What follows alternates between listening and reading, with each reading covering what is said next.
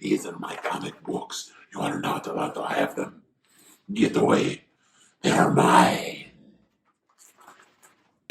West Coast Davengers, get away from my comic books. Welcome back to the West Coast Davengers, your source for comic book idiots. It's good to be back talking comics. Like a wild man, I can't be stopped. I bought some more collections this weekend. 2 collections, one at a garage sale that was in a giant milk crate, and another one that was in like a bag. I want to give a shout out to Dr. Doom, my new mascot.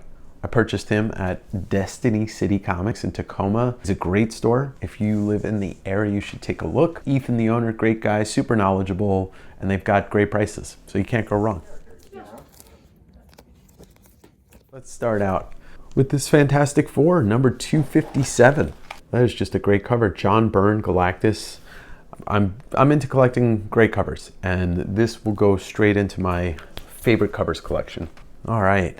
Let's throw this out there. Black Widow, number 1, 2, and 3 from the Marvel Knights run in 1999.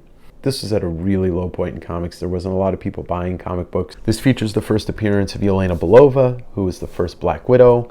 I got this series for $3, and it is worth far more than that. It's a steal. Let's do some magazines. I picked this Conan saga up at an antique mall for $3. Nothing super special about it except for the fact that it's a Barry Windsor Smith cover. Barry Windsor Smith, you may know him as the artist from the Marvel Comics Presents Weapon X run. He's also had a long history on Conan, a great British artist, just a style that is unparalleled. And this is just a little magazine featuring a couple of reprints from the Marvel series. Deadline magazine number 66, a UK magazine that featured the first appearance of Tank Girl in the first issue. Tank Girl was created by Jamie Hewlett. Jamie Hewlett is a god amongst men. Jamie Hewlett is one of the most creative artists of a generation. He's also the art brains behind Gorillaz, one of my favorite bands. Got their entire discography on vinyl right there. This is the first Deadline magazine that I've owned. The most recent collection I bought 2 days ago. There was a nice little chunk of original Marvel Star Wars comics.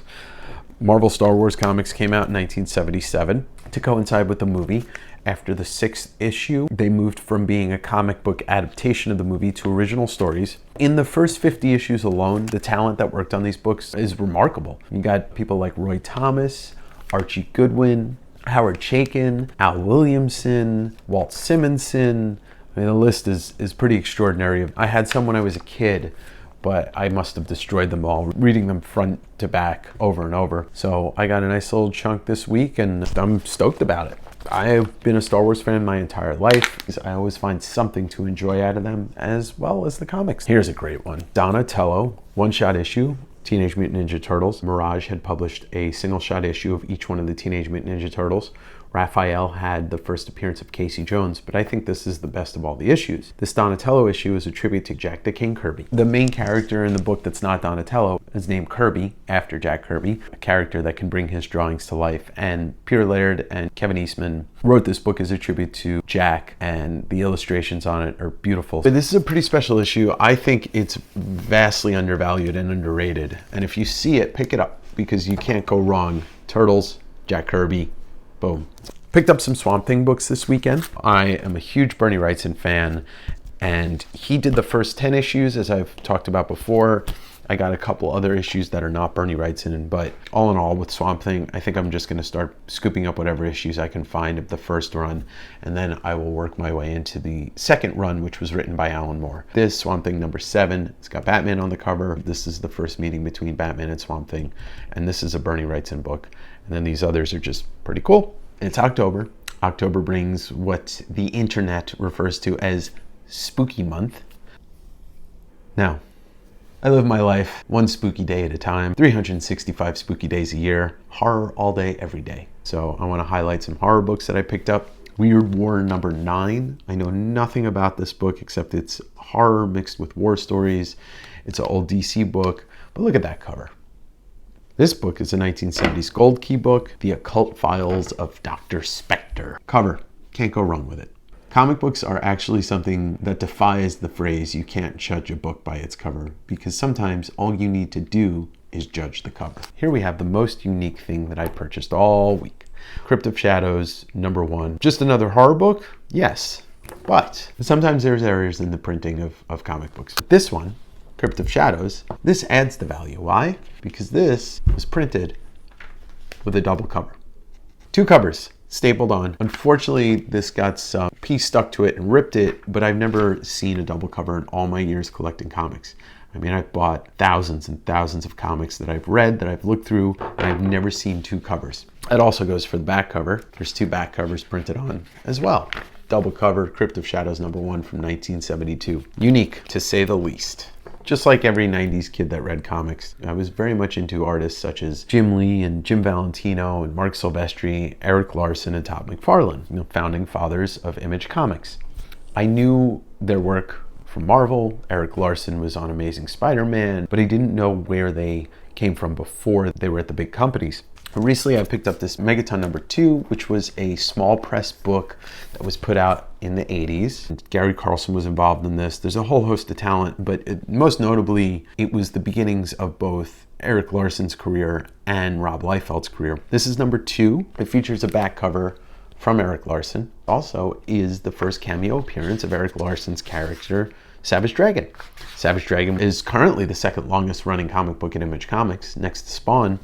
But there you go, black and white, first cameo appearance of Savage Dragon. I'm just a big fan, and it's cool to have this. Speaking of Eric Larson, I picked up a couple of Savage Dragon books this week for $2. These are lower print runs, so they're harder to find, and I think that they're a little undervalued. Here's number 165, here's number 94, and here's number 121.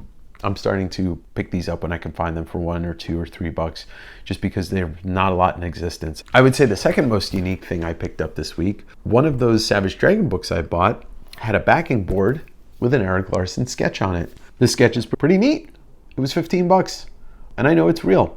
I know his artwork, I know his signature. Check that out. It wouldn't be an episode of the West Coast Davengers if I didn't highlight a book with a cover by Bill Sienkiewicz. Somebody say Sienkiewicz. Hellblazer #28 with a cover by Bill Sienkiewicz. Bill Sienkiewicz, Bill Sienkiewicz, Bill Sienkiewicz, Bill Sienkiewicz, Sienkiewicz. Ladies, gents, what's my rule? Do I need to tell you what my rule is again? When you see a Todd McFarlane book, you buy a Todd McFarlane book. Marvel Tales #224, Todd McFarlane cover. Marvel Tales is an underrated gem, and I hope I'm not blowing it up by telling you this, but Todd McFarlane did a run of about 12 covers. They are reprints of old Amazing Spider-Man books, but they wanted to breathe some new life into them, so they had Todd McFarlane do covers. They're fucking great. They're beautiful covers. This one's a Doc Ock cover. He did 3 or 4 X-Men covers, a couple of Dazzler covers. They're just amazing. I have the entire run. I'm just trying to replace a couple of the ones that are in poor condition.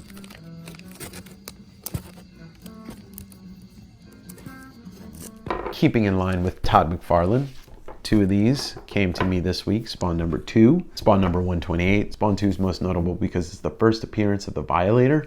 The Violator would be one of the main antagonists in Spawn's world. This one was in that Milk Crate collection. And then this one is Spawn 128. Nothing really special about this issue.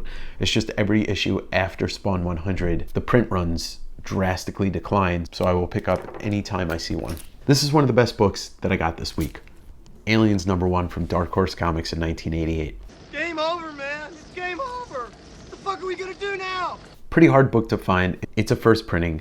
This marks the first appearance of the aliens in comics. This is the first Aliens book that was produced by Dark Horse. Disney owns this now, unfortunately, so I don't think we'll see the kind of quality that we were seeing in these books back then, but this is a pretty tough book to find. So the gold nuggets that I found this week came in the form of 5 different Thor books. First up is Journey into Mystery, #125. Journey into Mystery was the book that Thor debuted in, and this #125 would be the last Journey into Mystery. After this, it became the Mighty Thor #126. So #125 also includes the 3rd appearance of Hercules. I got #127 and #128.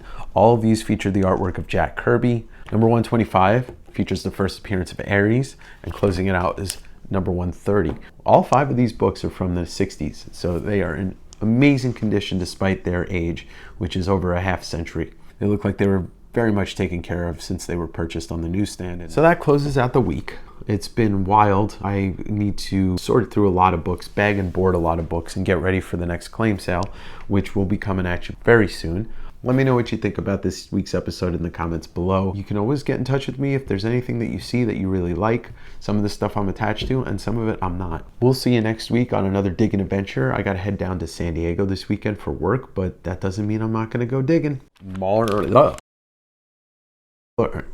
It's the West Coast Davengers. I got your fucking comic books right here.